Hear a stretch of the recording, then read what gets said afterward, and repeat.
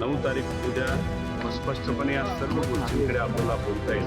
त्या शेवटी दादांची इच्छा काय होती, काय गोष्टी घडल्या, त्याकडे लोकांपर्यंत गेल्या पाहिजे। 9 तारीख उद्या स्पष्टपणे या सर्व गोष्टींकडे आपल्याला बोलता येईल। त्या शेवटी दादांची इच्छा काय होती, काय गोष्टी घडल्या, त्याकडे लोकांपर्यंत गेल्या पाहिजे। ते काय विमानात घडलं, कसं घडलं हे सुद्धा 9 तारखेनंतर मी स्पष्टपणे आपल्या सर्वांना त्या ठिकाणी सांगेन। जे काय आमच्यापर्यंत माहिती आली आहे, पवार साहेबांच्या बाबतीत बोलायचं झालं तर आमच्या परिवारामध्ये पवार साहेब हे नेहमीच केंद्रबिंदू राहिलेले आहेत। राजकीय दृष्टिकोनातून पवार साहेबांचं कार्य मोठं होतं, सामाजिक दृष्टिकोनातून कार्य मोठं होतं आणि परिवाराला जेव्हा केव्हा अडचणी आल्या तेव्हा पवार साहेब हे भक्कमपणे परिवाराबरोबर राहिलेत। अजितदादा सुद्धा परिवाराबरोबर जेव्हा केव्हा अडचण त्या ठिकाणी आली तेव्हा ते राहिलेले आहेत आणि आज दादा नसताना पवार साहेबांचं मार्गदर्शन हे जसं पूर्वी आम्हाला मिळत होतं तसं आत्ता सुद्धा त्या ठिकाणी ते मिळतंय आणि पार्थ असेल, जय असेल, काकी असतील, आम्ही सर्वजण असू हे पवार साहेबांच्या मार्गदर्शनाखाली व्यक्तिगत परिवारातले कुठले विषय असतील नाहीतर या ट्रस्टचा विषय असेल तर हे सर्व विषय व्यक्तिगत परिवाराचे आहेत आणि सामाजिक आहेत। याच्यात कुठेही त्या ठिकाणी राजकारण नाही आणि त्यामुळे पवार साहेबांचं मार्गदर्शन आज आम्हाला जसं लागतंय तसं आम्ही त्या पद्धतीने या ठिकाणी काम करत असताना बघतोय। पार्थ, जय, काकींचं आणि सर्वच लोकांचं आमच्या सकट सर्वांचंच मत आहे की एक चांगलं स्मारक हे अजितदादांच्या नावाचं त्या ठिकाणी असावं आणि त्या दृष्टिकोनातून योग्य जागा कुठली जिथं लोकांना येता येईल, भेटता येईल, बघता येईल, दर्शन घेता येईल आणि काकांचं काम, अजित काकांचं काम हे 35-40 वर्षाचं राजकारणातलं होतं।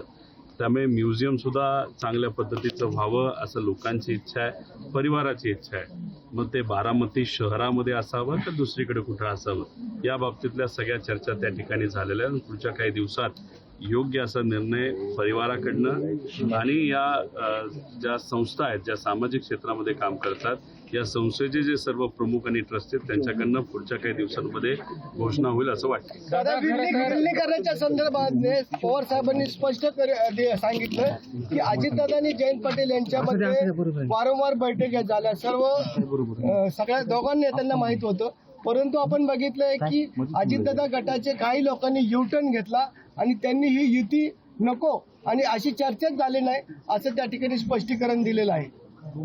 खरं तर गेल्या काही दिवसांमध्ये 28 तारखेपासून आजपर्यंत परिवारामध्ये राजकीय कुठलीही चर्चा तिथं झालेली नाही आणि आम्ही सुद्धा विनंती केलेली आहे की आम्हाला सुद्धा राजकीय एखादी भूमिका घेणं या दुःखरी काळामध्ये भावनिक दृष्टिकोनातून थोडंसं अवघड त्या ठिकाणी जातंय। 9 तारीख उद्या स्पष्टपणे या सर्व गोष्टींकडे आपल्याला बोलता येईल। त्या शेवटी दादांची इच्छा काय होती, काय गोष्टी घडल्या, त्याकडे लोकांपर्यंत गेल्या पाहिजे। युती होईल नाहीतर विलिनीकरण होईल नाही होईल याच्यावर मी भाष्य करणं एवढं मोठा नाही। फक्त हे जे काय राजकीय दृष्टिकोनातून काही आरोप प्रत्यारोप नाही तर चर्चा जी कुठली या महाराष्ट्रामध्ये सुरू आहे त्यामुळे कुठेतरी दुःख वाटतं की अजितदादांसारखा एवढा मोठा माणूस त्याच्या मनामध्ये काय याच्याबद्दल कुणीच तिथं चर्चा दुर्दैवाने त्या ठिकाणी करत नाही।